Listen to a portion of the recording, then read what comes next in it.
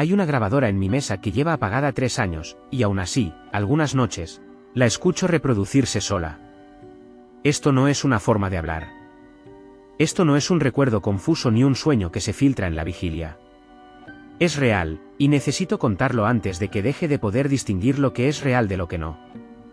Me llamo Marina y durante 8 años trabajé como cuidadora nocturna en Casa Elder, una residencia para ancianos en las afueras del pueblo, rodeada de pinos tan altos que de día parecían sostener el cielo y de noche parecían tragárselo. Acepté el turno de noche porque pagaban mejor y porque, en el fondo, prefiero el silencio de los pasillos vacíos al ruido del día. Me equivoqué. El silencio de esa casa nunca fue vacío. Solo estaba esperando. Todo empezó con algo tan pequeño que al principio ni lo mencioné en mi informe. Cada noche, alrededor de las 3 de la madrugada, escuchaba pasos en el pasillo del tercer piso. Pasos lentos, medidos, como si alguien caminara contando cada uno de ellos en voz baja. Al principio pensé que era don Aurelio, un residente de 91 años que sufría de insomnio severo y a veces deambulaba. Pero cuando fui a buscarlo, lo encontré profundamente dormido, con la respiración pausada de quien no se ha movido en horas. Los pasos continuaban en el pasillo, más allá de su puerta, hacia el ala oeste, la que llevábamos años manteniendo cerrada por reformas que nunca terminaban. La primera vez que escuché aquello sentí curiosidad, no miedo. Trabajar de noche en un lugar así te vuelve inmune a ciertos sonidos. Las tuberías gimen, la madera se contrae con el frío, y los ancianos, mientras duermen, a veces hablan con voces que no parecen suyas. Pero los pasos no dejaban de repetirse, siempre al mismo ritmo, siempre en la misma dirección, como si alguien recorriera una distancia exacta una y otra vez. Empecé a contarlos sin darme cuenta. 1, 2, 3, hasta 23. Siempre 23 pasos, y después, silencio. Una noche decidí grabarlo.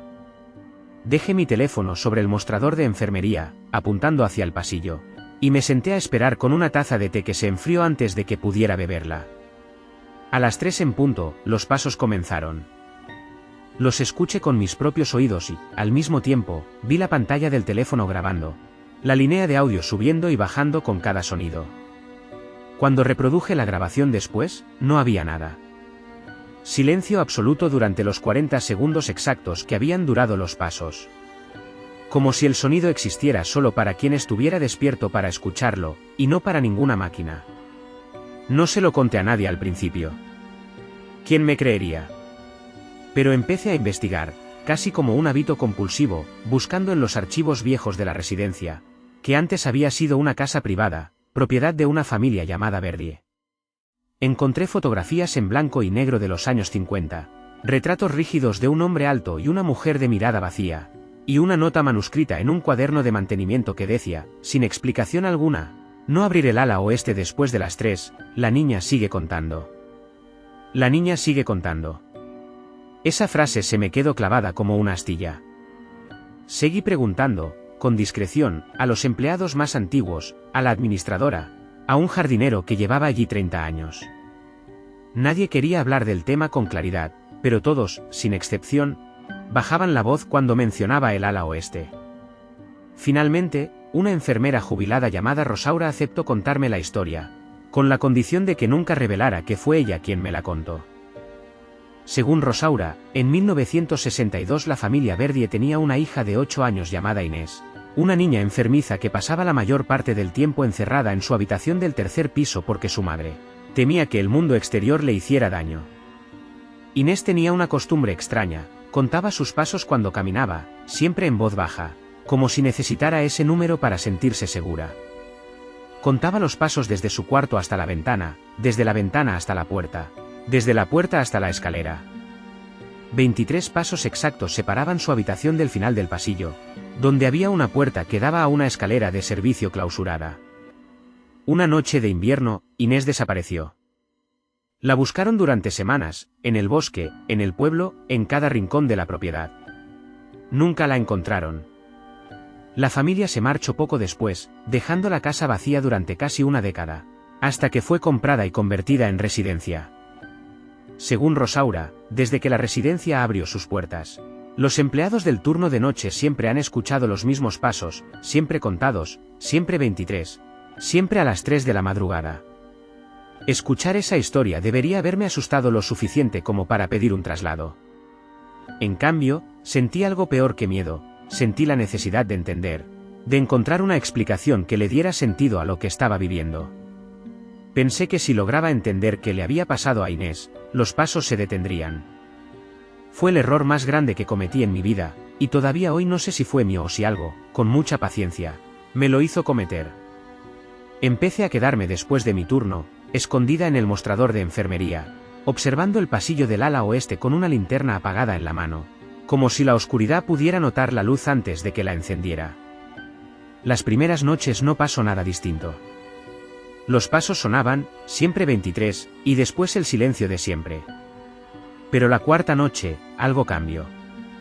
Después del paso número 23, escuché un sonido nuevo, una respiración, corta y superficial, como la de una niña que ha estado conteniendo el aire durante mucho tiempo. Me quedé paralizada. El pasillo estaba completamente a oscuras, salvo por la luz tenue de una lámpara de emergencia al fondo, y por un instante, solo un instante, vi una sombra pequeña recortada contra esa luz. La silueta de alguien mucho más bajo que un adulto, de pie frente a la puerta clausurada del ala oeste. No se movía. Solo estaba allí, de espaldas a mí, como si esperara que yo hiciera algo. Salí corriendo hacia mi coche esa noche y no volví durante 2 días, alegando una gripe que no tenía.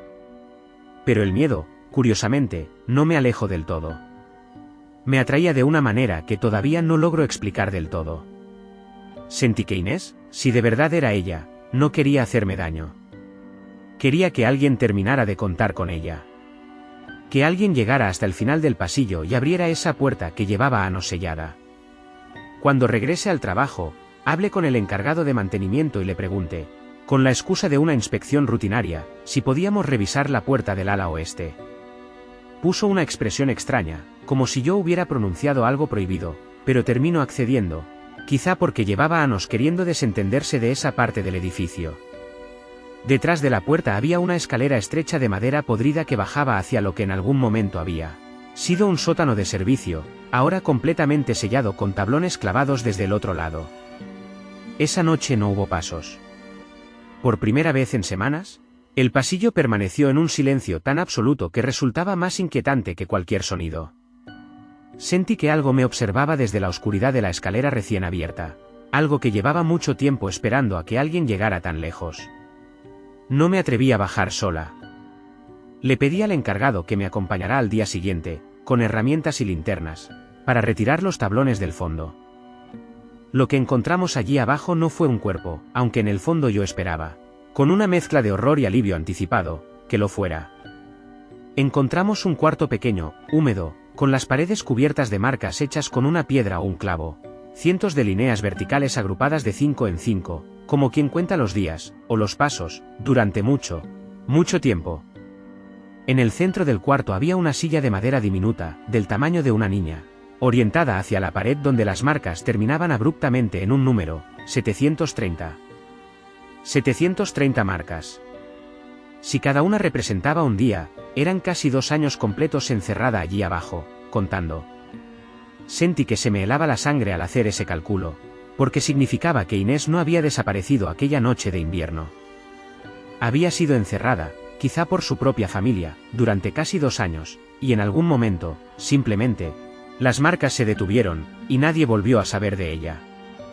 El encargado de mantenimiento, un hombre corpulento que hasta ese momento no había mostrado ningún tipo de nerviosismo, retrocedió hacia la escalera diciendo que aquello no le correspondía a él, que llamaría a la administración, y subió dejándome sola en ese cuarto. Fue en ese silencio, rodeada de aquellas marcas, cuando escuché por primera vez, muy cerca de mi oído, una voz infantil que susurraba un número. 731. Salí de aquel sótano sin recordar bien cómo llegué hasta arriba. Esa misma noche pedí la baja definitiva en casa Elder, alegando motivos personales que nadie cuestionó demasiado, porque en el fondo, creo, todos los que trabajábamos allí sabíamos que algo no estaba bien en esa ala del edificio, y preferían no indagar. Pensé que alejarme físicamente del lugar bastaría para dejar atrás los pasos, la respiración, La sombra pequeña recortada contra la luz. Me equivoqué otra vez.